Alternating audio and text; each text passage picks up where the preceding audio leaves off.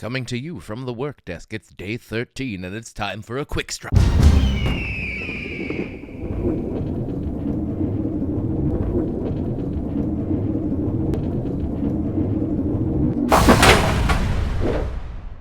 Hello and welcome back to the Dohyo here on Mr. JWags channel. Yes, it is time for a quick strike, a small amuse-bouche, tappa-sized episode that we release mid-Basho to keep us hungry for more sumo. But beware, because spoilers abound through day 13 of the November 2025 tournament. So if you have not watched through day 13 of the November 2025 tournament, stop, watch through day 13, and then return to us.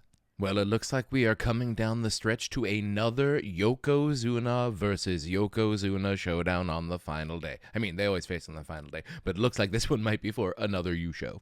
Hoshodyu and Onosato both have an 11-2. It looks like they are slated to fight on day 15. Today, Hoshodyu gets Aonishiki and Onosato gets Kotozakura. For those of you who are interested, Onosato currently has a 4-match winning streak versus Kotozakura, if you don't count Fusen wins, and I don't. And in 2 matches head-to-head, Hoshodyu has never beaten Aonishiki. So if the matches on day 14 go as they historically go, we could be walking into another situation where Hoshodyu faces Onosato 1 win behind on day 15. Again. I mean, I know I predicted a 12-3 playoff Yusho for Onosato, but just saying. 1 win behind at 10-3 is Sekiwake Aonishiki, who lost today to Onosato. He gets Hoshodyu today and likely going to get Ozeki Kotozakura on day 15. And that match may actually matter quite a bit because right now Kotozakura is 7-6, so he needs to win at least 1 more match to avoid being Kadoban for January. Now, I was very worried about Kotozakura. He started 2-5, but then sort of righted the ship, but then lost again today. So we will see. He does have 2 very tough opponents on his final 2 days, but he seems to always manage to find a way to get to at least 8 wins. 1 win down from Aonishiki at 9-4. We have several people tied for 4th place. Maegashira 2, Kirishima. Maegashira 5, Yoshinofuji, the former Kusano. Maegashira 8, Ichi Yamamoto. And Maegashira 14, Toki Hayate. Now, all of the 9 and 4s are still technically eligible for the Yusho, but if just one of the Yokozuna win tomorrow, then they will be ineligible, just mathematically. Now, Kirishima has actually had a really good tournament. Now, people are forgetting that he's not in the Sanyaku this tournament. He's in the high Maegashira ranks, which means he's facing all of the toughest opponents right at the top. So he lost to Aonishiki and both Yokozuna in the first 4 days. And then since then, he's only lost to Takanosho. 9-4, very solid. He looks to be starting a new Ozeki run.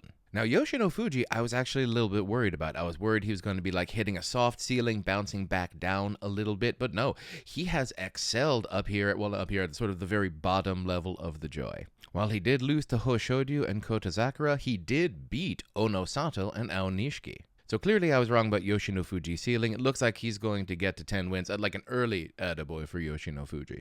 And then Ichi Yamamoto and Toki Hayate, great job, guys. I'm glad you got up to 9-4. I am not expecting a whole lot more out of you guys, but like, hey, you made it this far. Let's see if you can do it when you are ranked slightly higher in the next tournament. Through powers of symmetry, all of the 9 and 4s are facing each other today. Kirishima gets Toki Hayate and Yoshinofuji gets Ichi Yamamoto. Taking a look down at the Juryo Yusho race, it looks like Juryo debutant, Juryo 13 West, Fuji Ryoga is running away with the championship. He is a 12-1 right now and is 2 wins ahead of his nearest competitor. So just 1 more win and he's going to lock up that Yusho. But will it be enough for him to get promoted to Makuuchi? Currently, it looks like we have 3 Juryo fighters who have already punched their ticket back up to Makuuchi, and then we've got 3 or 4 who, depending on the final 2 days, we'll see. Already punching their ticket for Makuuchi, it looks like Juryo 2 West, Asahakiryu with 9 wins, Juryo 4 West, Asanoyama with 10, and Juryo 3 West, Dai Seizan with 9. Even with no extra wins, those are 3 promotable records. And then if these guys win 1 more, it looks like they will have promotable records, Juryo 2 East, Kotoeho, and Juryo 5 East, Hatsuyama. And if Juryo 1, Fuji Seiyun, or Juryo 13 West, Fuji Ryoga, each get 2 more wins, it looks like they would have a promotable record as well. But how many people do we have with demotable records? I think that is where the roadblock is going to come. The first one going down, I know he did such a good job trying to get back from Kyujo, but Meisei at Maegashira 18 East, he will be going down, even though he came back and got a win. Maegashira 16 West, Sadano Umi with 4 wins. He looks like he has punched his ticket for Juryo. And Maegashira 15 West, Shonan no Umi with 3 wins, has already achieved a demotable record. Now, Maegashira 16 East, Osho Umi, has had a little bit of a comeback. He's gotten to 5 wins. I would say he's probably going to need to win both of his next 2 matches to stay in Makuuchi. That 7 and 8 should keep him there, but a 6 and 9 I think will have him going down. All right, so once again, it looks like we are going to have 2 Yokozuna fighting for the championship on day 15. Very excited about this.